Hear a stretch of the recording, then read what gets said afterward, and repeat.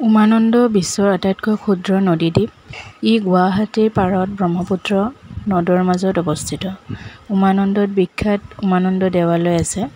এই উমানন্দ দেৱালয়ৰ নামৰ পৰাই দ্বীপটোৰ নাম উমানন্দ হ'ল। ব্ৰিটিছসকলে উমানন্দৰ আকৃতিৰ বাবে পিকক আইলেণ্ড বা ময়ূৰ দ্বীপ বোলা হৈছিল। উমানন্দ নাম উমা আৰু আনন্দ এই দুই শব্দৰে গঠিত। উমা পাৰ্বতীৰ আন এটি নাম।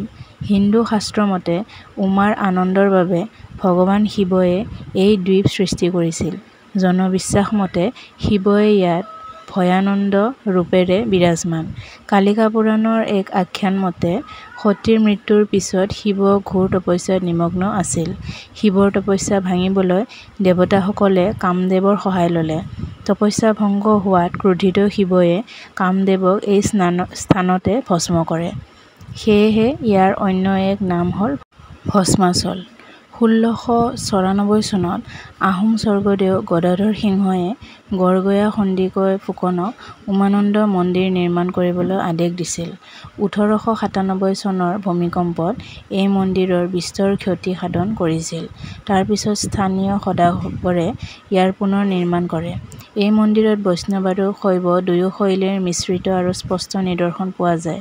ইয়াত শিৱ, পাৰ্বতী, গণেশ, বিষ্ণু আদিৰ লগতে অন্যান্য দেৱ-দেৱীৰ অসমীয়া শৈলীৰ মূৰ্তি পোৱা গৈছে। পুনঃনিৰ্মাণ আৰু মেৰামতিৰ সময়ত ইয়াৰ দেৱালবোৰত কিছুমান বৈষ্ণৱ লিপি খোদিত কৰা হৈছে।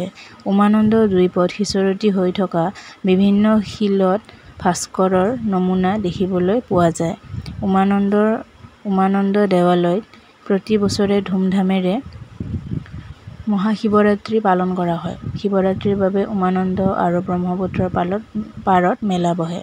ভগৱান শিৱৰ প্ৰতি উৎসৰ্গিত সোমবাৰ উমানন্দৰ বাবে পবিত্ৰ বাৰ। প্ৰতি অমাৱস্যা আৰু সোমবাৰে উমানন্দত দূৰ-দূৰণিৰ পৰা ভক্তৰ সমাগম হয়। উমানন্দ দ্বীপত বিপন্ন প্ৰজাতিৰ সোণালী বান্দৰ পোৱা যায়।